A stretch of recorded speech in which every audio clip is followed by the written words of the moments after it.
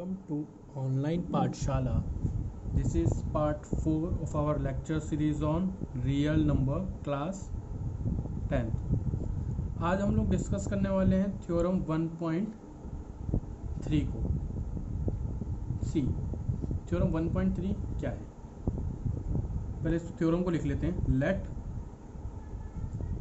P be a prime number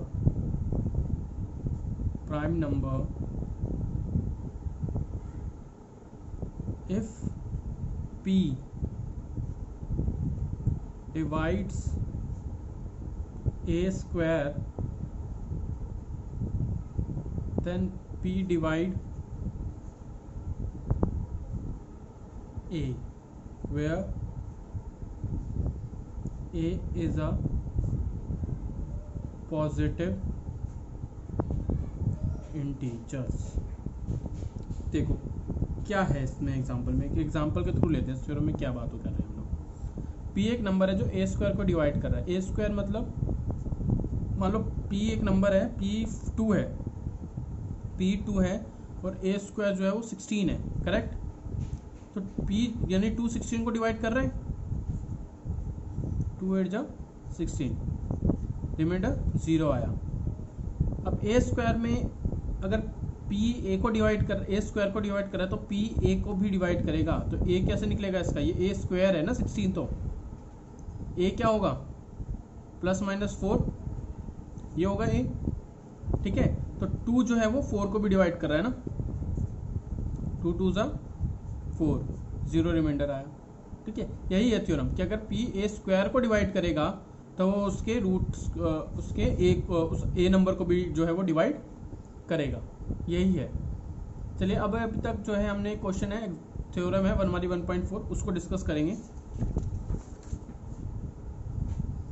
question 1 theorem 1.4 में क्या बोल रहे हैं? Theorem 1.4 √2 is irrational.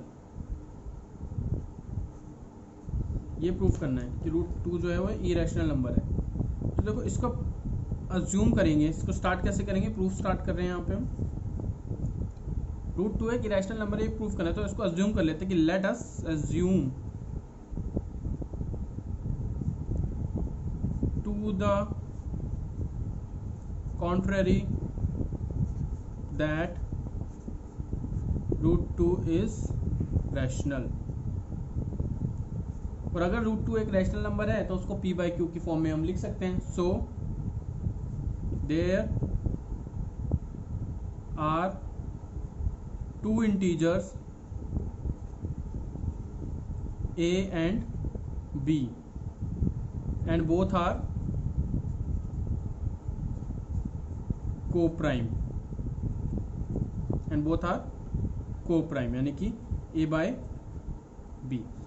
√2 एक रैशनल नंबर है जो a/b की फॉर्म में लिखा जाता है और कोप्राइम है तो हाईएस्ट कॉमन कोप्राइम है with highest.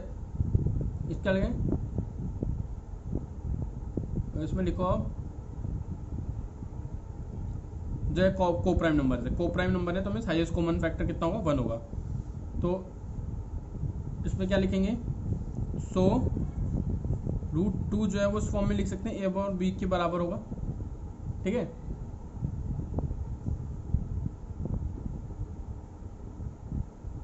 Where a and b are coprime, ऐसे लिख सकते हैं हम इसको. तो क्या करेंगे? ये b यहाँ पर आएगा, इसके साथ मल्टीप्लाई हो जाएगा तो क्या होगा? √2 b = a आ जाएगा. स्क्वायर कर दो, स्क्वायरिंग बोथ साइड. जब हम इसका स्क्वायर करेंगे दोनों तो क्या होगा? इसका भी स्क्वायर होगा, इसका भी होगा, तो कितना आएगा? √2b का स्क्वायर = a स्क्वायर. कितना आएगा? 2b स्क्वायर =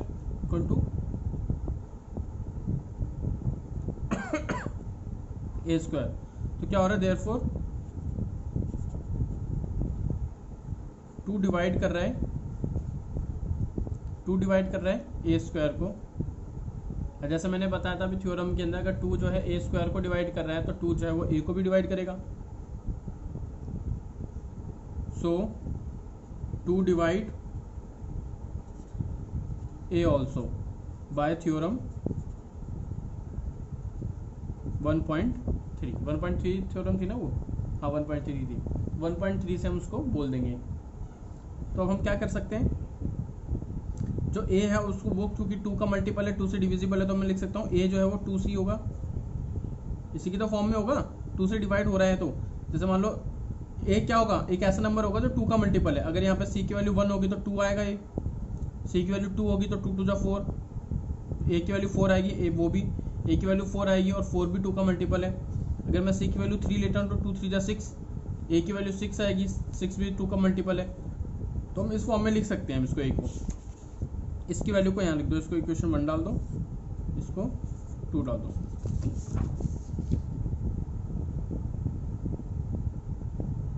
इसको लिख देते हैं equal to for some integer, for some integer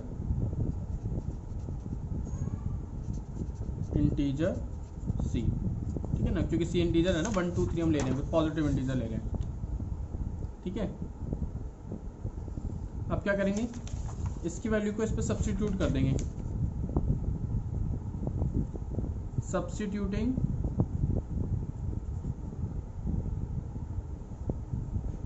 for a we get, हमें क्या मिलेगा,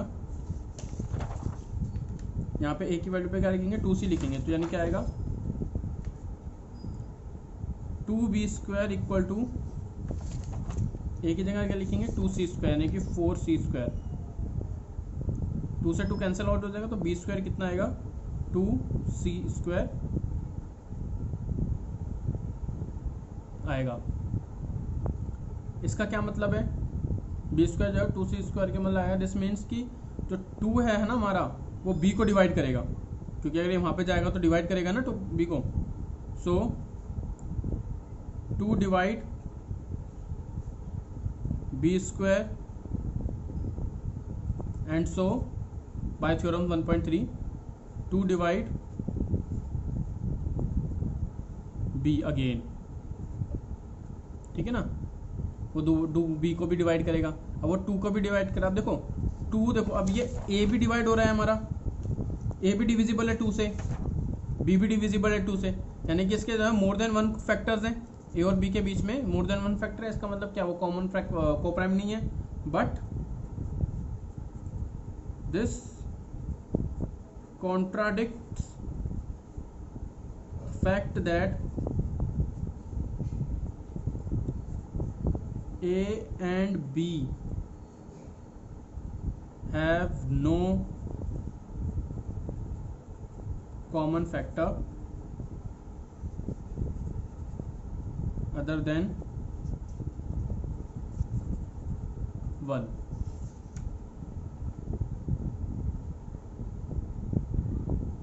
है ना, क्योंकि हमने तो ये माना था कि a और b के सिर्फ एक ही कॉमन फैक्टर है, 1 ही है, बट यहाँ पे तो उसका 2 भी आ गया कॉमन फैक्टर, तो कॉन्ट्राडिक्ट हो गया ना ये, इसलिए √2 is an irrational number,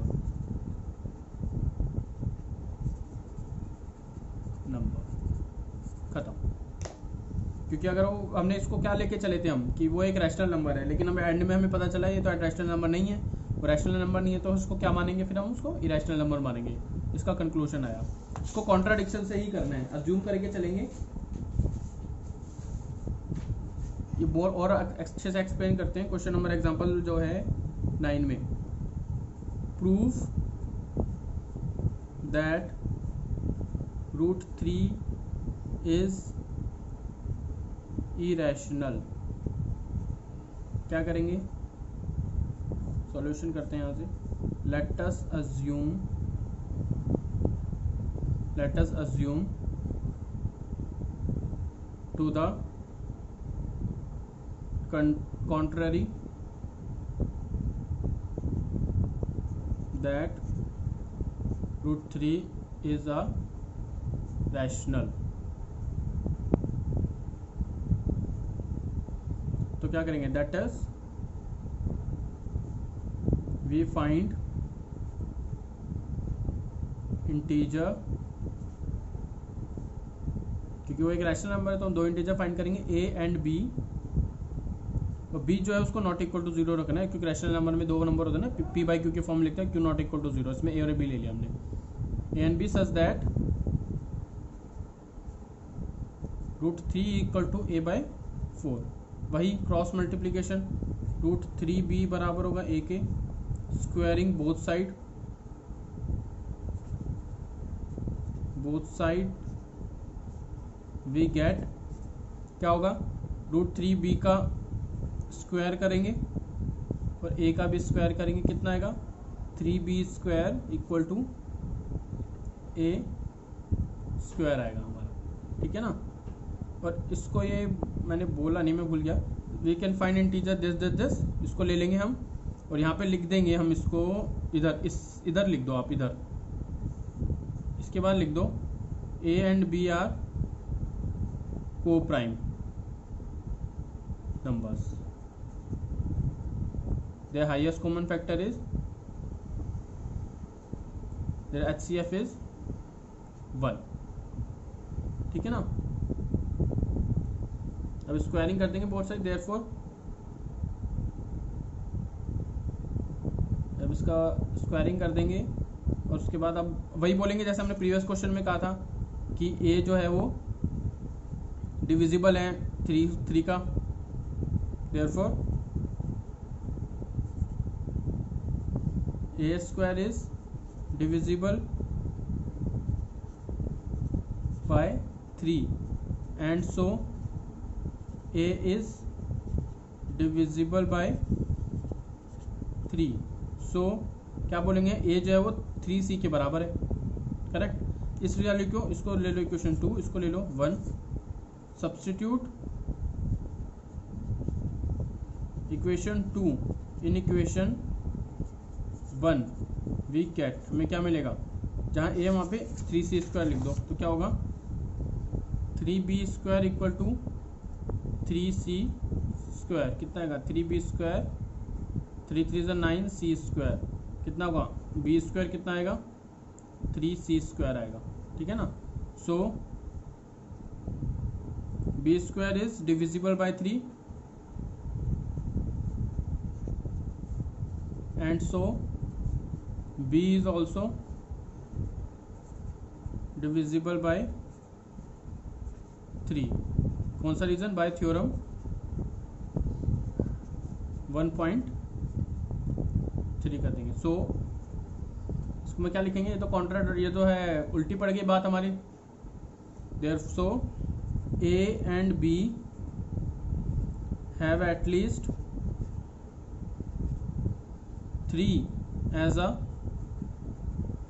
common factor, और ये तो बात उल्टी पड़ गई क्योंकि वो ए का भी 3 जो है ए का भी फैक्टर है, बी का भी फैक्टर है, तो दोनों का कॉमन फैक्टर 3 भी आ गया।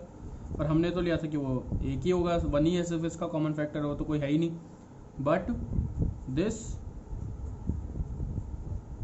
Contradict the fact that a and b are coprime, क्योंकि ये तो हमने क्या माना था कि वो को प्राइम है, जो भी नंबर को प्राइम होता है, मेरी रियल नंबर की जो है फर्स्ट वीडियो या 9th क्लास की नंबर सिस्टम की फर्स्ट वीडियो देखना, को प्राइम नंबर पे डिस्कशन किया हुआ है, उसमें जो भी को प्राइम नंबर होते हैं उनकी प्रॉपर्टी के बारे में मैंने बताया हुआ है। तो देखिए को प्राइम नंबर्स हैं जो इनका हाईएस्ट कॉमन फैक्टर 1 होता है, ठीक है, तो को प्राइम नंबर्स हैं, लेकिन इसमें तो हाईएस्ट कॉमन फैक्टर 3 आ गया हमारा, इसलिए ये कॉन्ट्राडिक्ट, हमारा फैक्ट का जो कॉन्ट्राडिक्ट था उसके अगेंस्ट चला गया, कॉन्ट्राडिक्ट हो गया। सो √3 is irrational number, खत्म।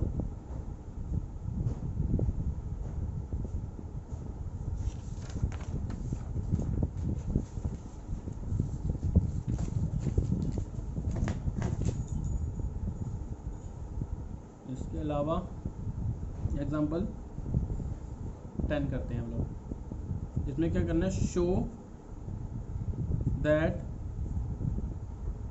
5√3 इज irrational,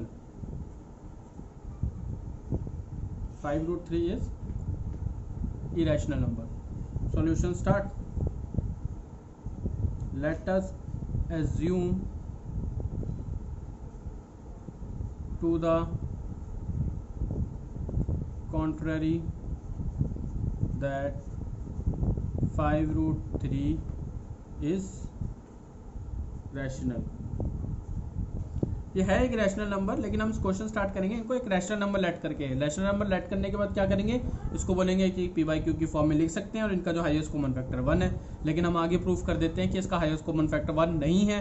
अगर हाईएस्ट कॉमन फैक्टर 1 नहीं है तो इसका मतलब ये एक रैशनल नंबर नहीं है, और रैशनल नंबर नहीं है तो फिर एक रैशनल नंबर होगा। सिंपल है, ठीक है। चलिए स्टार्ट करते हैं। कर दिया, that is we can find, वही चीज करेंगे जो कर रहे हैं। We can find coprime numbers a and b, b is not equal to 0 such that 5 minus √3 equal to a by 4। ये यहाँ क्रॉस, यहाँ ये इधर आ जाएगा, √3 वहाँ चला जाएगा, क्या होगा, this minus a by 5 equal to √3, ठीक है ना। ये आ गया ऐसे। अब इसको रीअरेंज कर दो तो √3 कितना होगा, इसका एलसीएम निकालो, b 5b माइनस a आ गया। अब a और b जो है हमारे एक इंटीजर नंबर्स हैं, वी गेट 5 दिस, ये आया हमें। ये एक इरेशनल, ये एक रैशनल नंबर है और वो एक रैशनल नंबर है किसके बराबर, सो √3 भी एक रैशनल नंबर होना चाहिए। अगर ये एक रैशनल नंबर है तो ये भी तो एक रैशनल नंबर होगा। If 5b minus ab is rational, so √3 is also rational, but अभी previously proof किया, but this is the contrary to the fact that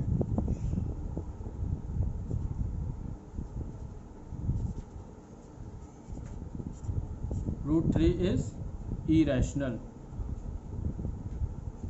क्योंकि √3 एक irrational नंबर है तो ये भी एक इरेशनल नंबर होगा फिर, है ना। This contrary has arisen because of our incorrect assumption, जो हमने assumption ही wrong लिया, that 5 minus √3 is rational। यहाँ लिख देता हूँ बाकी का। So we conclude 5 minus √3 is irrational, ठीक है। ये क्वेश्चन ज़्यादा सिंपल था आई थिंक। अभी इसका एक लास्ट एग्जांपल है, वो डिस्कस करते हैं। चलिए example number 3, show that 3√2 is irrational. ये एक इरेशनल नंबर है, तो क्या करेंगे, लेट, वही चीज करें, लेट अस अज्यूम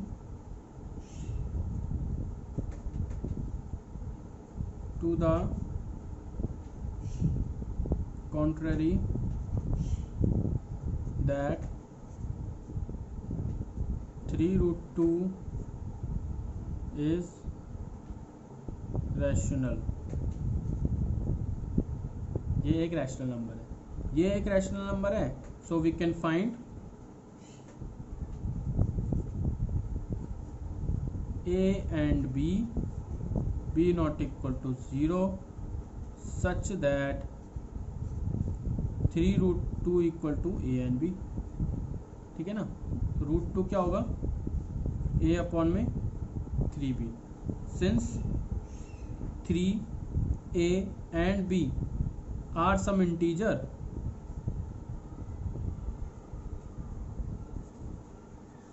तो a अपॉन में 3b is rational and so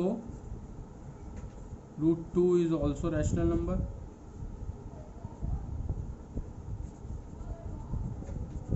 है ना। भाई ये रैशनल नंबर है तो ये भी बराबर है इसके, तो ये भी रैशनल नंबर होगा। लेकिन as we know but this contradict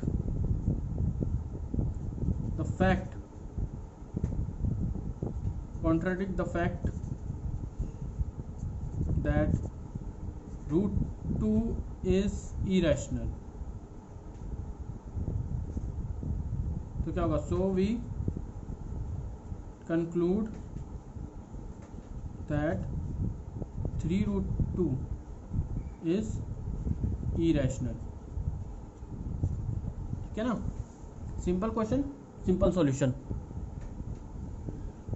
चलिए इसके बाद हम एक्सरसाइज 1.3 जो है हम अपनी नेक्स्ट वीडियो में करेंगे। अगर आपको ये वीडियो पसंद आया तो इसको लाइक कीजिए, चैनल को सब्सक्राइब कीजिए, अगर आपने अभी तक अपने चैनल को सब्सक्राइब नहीं किया तो दोस्तों के साथ शेयर कीजिए। Thank you.